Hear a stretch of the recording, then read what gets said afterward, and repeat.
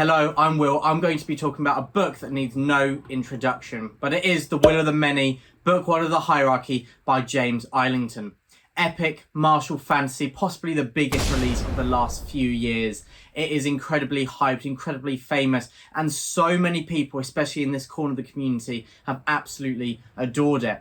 Hype can either make a book or break it, and for me, it just really lived up to the hype, and so it made it an even better read for me. It's always risky because if a book's really good but not as great as the hype, you can feel disappointed. But in my opinion, The Will of the Many reached those lofty heights and ticked off a box for another favourite of mine. And so this isn't going to be a video of suspense. Did he like it? Did he not like it? It is going to be about 5 reasons you should read The Will of the Many. Without further ado, let's get into it. Reason 1 is breakneck pace, twists, betrayals, high stakes, all without losing depth. The Will of the Many starts fast and rarely slows down. It is one of those that every chapter ends with a sort of cliffhanger. Not the type that are really jarring and annoying, but the type that makes you think, okay, I can stay out for 10 minutes longer. I'll read one more chapter. And then before you know it, it's 3 a.m. and you're worrying about getting up for work the next day. It is one of those books that really just hooks you. It lays it in very early on and it drags you through the story. Because of the really fast pace, not only is it really easy to binge, but partnered with the twists and turns, you're so invested in finding out the answers to these questions that there is just real drive. One of the main tasks a writer is set, especially in a book 1, is to intrigue the reader and make them want to carry on reading. Not only does Islington do this seamlessly, but he also does so without also giving too much away. A lot of writers might give up too many mysteries, too many questions in the attempt of making the world really interesting and feeling organic and lived in. But Islington, I think he just crafts a great balance. He's a confident writer and he makes the world feel real, and it kind of teases a lot of the political aspects that will be built on later, but then also retains a lot for surprises further into the story, so that there's always new things being introduced, so that not only is the plot great in the twists and the turns and the breakneck pace, but you've also got these additional learnings of the world that make it feel fresher and make it feel faster paced than it actually is in the slower moments, because your brain's always ticking alongside this story. It's not one where you just read and you don't have any of your own thoughts. At least I felt very interactional with the story, thinking, oh, is this going to happen? Oh, if that's a bit of the magic system, does that mean this can happen later on? I was really feeling invested in that way, and that is a rare thing. But it's not just plot.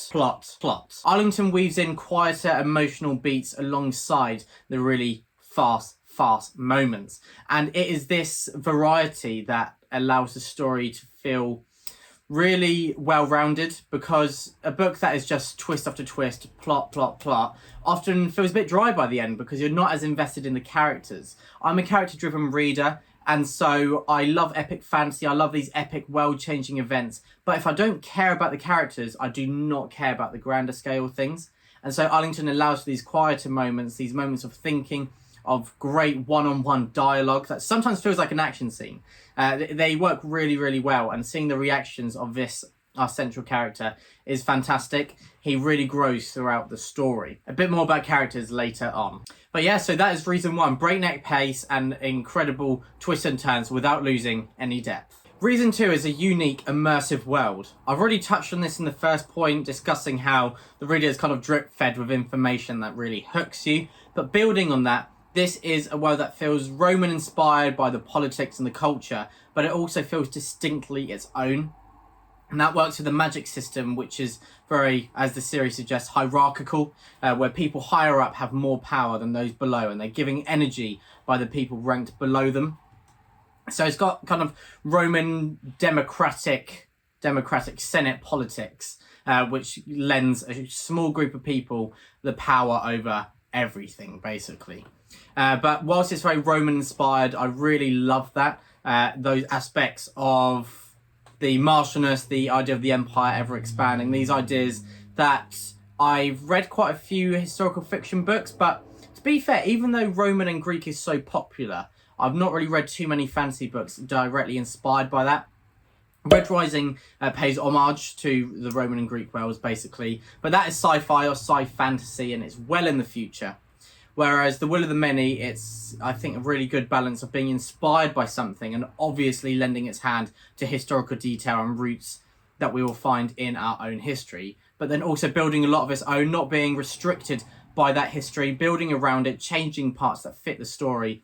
And again, another mark of confidence of a writer is knowing what to keep and what to cut and what to add their own. And I think Islington, again, crafts a really great balance. And I'll be really interested in, without spoilers, the way book 1 ends means that I think there's going to be a bit of higher up politics in book 2. And so I'm very interested to see how that's explored, really, in the strength of the few. I think maybe the Roman political side is going to come much more to the forefront.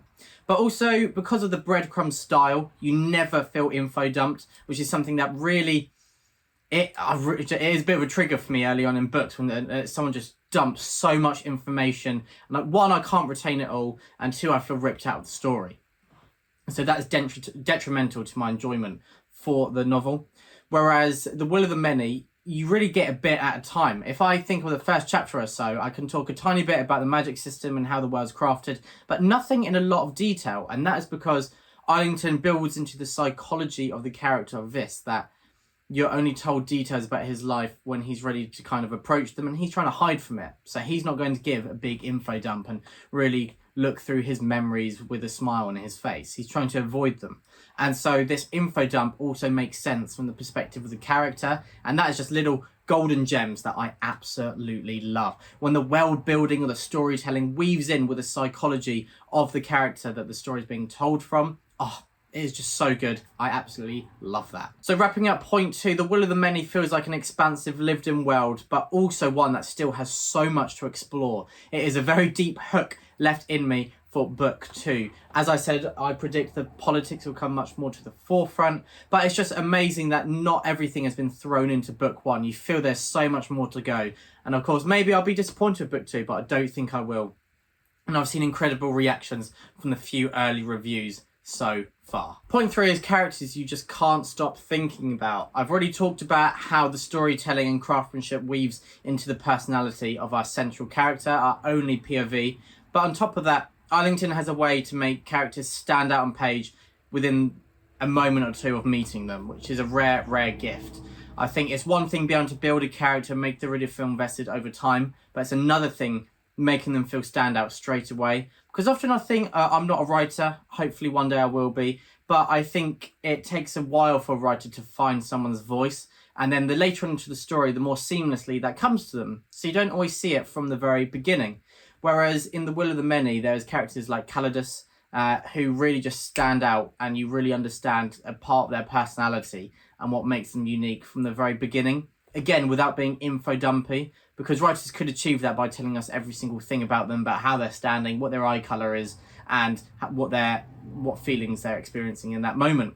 But all of that, again, sucks you out of the story, and it doesn't feel natural because we're reacting from our central character's perspective. But again, it works really well into the storytelling that he's a very attentive young man and he notices things about others that most other people wouldn't. And Islington also trusts the reader. If he says a small sentence about someone doing an action which is different to their normal self, he doesn't just explain, oh, that means they're feeling very nervous, but we're not sure why. He treats the reader with respect. He believes that they will be able to pick up on these character traits and hopefully understand where they're coming from. And for me, that felt really rewarding and again fed into the interactiveness of this story, where I was reacting and thinking and moulding over what is going on, because a lot of these hooks and mysteries, they're presented quite early on, and then you kind of have a build up on that, but not an answer, and then an answer later on. And when one is answered, a few more mysteries are presented, but I'll talk about that a bit more in my next point. Anyway, back to the characters. The protagonist is flawed but compelling.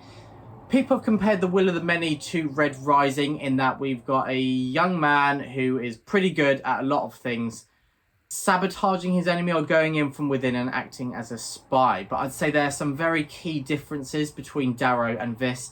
I won't get into why because that would be spoilers, but it's not as driven in some ways as Red Rising, but there's a lot more mystery in The Will of the Many. I'd say that's a key difference between the two, but it lends real drive and power to the story for both of them, because you know they're in very tough predicaments, and if they are found out, then they're done, basically. Or if those people they grow close to find out, will they continue to be friends, or will it be the end of a beautiful friendship or relationship? So that is the sort of tension that Islington really lends himself to.